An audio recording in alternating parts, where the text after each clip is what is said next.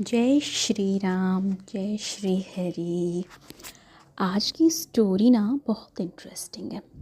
आज की स्टोरी में हम जानेंगे कि कैसे भगवान जी अपने भक्तों का घमंड दूर करने के लिए उनको सही रास्ता दिखाते हैं। आज की स्टोरी में हम गरुण की गति और सुदर्शन चक्र के घमंड को हनुमान जी की दिव्य शक्ति द्वारा कैसे श्री विष्णु ने दूर किया, इसके बारे में जानते हैं। चलो, वैकुंठ लोक में एक दिन गरुण और सुदर्शन चक्र के बीच शक्ति को लेकर विवाद हो गया। गरुण ने कहा कि इस ब्रह्मांड में मुझसे तेज कोई नहीं, एक पल में मैं कहीं भी पहुंच सकता हूँ। सुदर्शन चक्र ने कहा कि तेज होना ही सब कुछ नहीं गरुण, असली शक्ति तो मैं हूँ। एक क्षण में मैं किसी का भी विनाश कर सकता हूँ। दोनों में बहस बढ़ने लगी।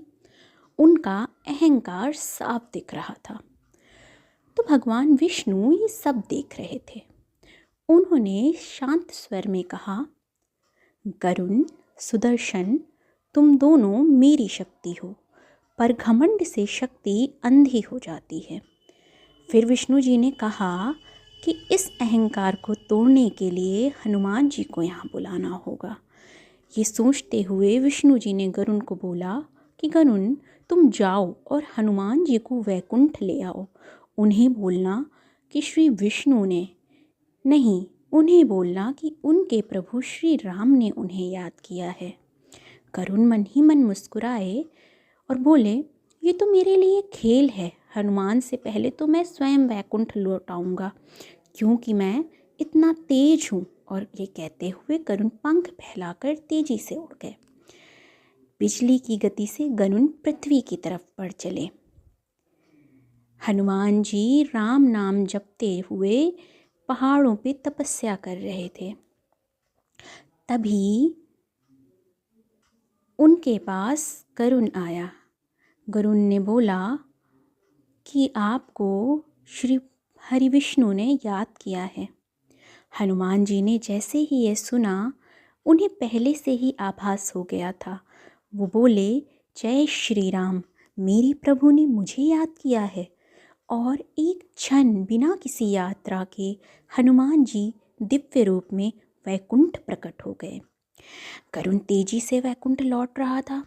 गरुण पूरी शक्ति से उड़ा, पर जब वो वैकुंठ पहुंचा, उसने देखा कि हनुमान जी पहले से ही विष्णु जी के सामने खड़े थे। गरुण हैरान हो गया, ये कैसे संभव है? मैं तो सबसे तेज हूँ, फिर भी हनुमान जी पहले कैसे पहुंच गए? विष्णु जी मुस्कुराए, बोले, गरुण, गति शरीर की होती है, पर हनुमान की गति भक्ति और स्मरण की है। फिर विष्णु जी ने गरुण से कहा, अब तुम दोनों अपनी शक्ति दिखाओ।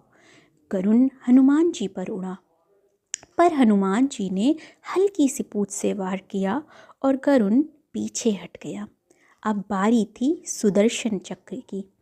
सुदर्शन चक्र तेज घूमने लगा और हनुमान जी के चारों तरफ चक्कर लगाने लगा। पर हनुमान जी ने बस जय श्री राम का उच्चारण किया और सुदर्शन स्वयं अपने आप शांत हो गया। गरुण और सुदर्शन दोनों नतमस्तक हो गए। गरुण ने विनम्र होकर कहा, प्रभु, आज मुझे समझ आ गया कि असली शक्ति घमंड में नहीं, भक्ति में है।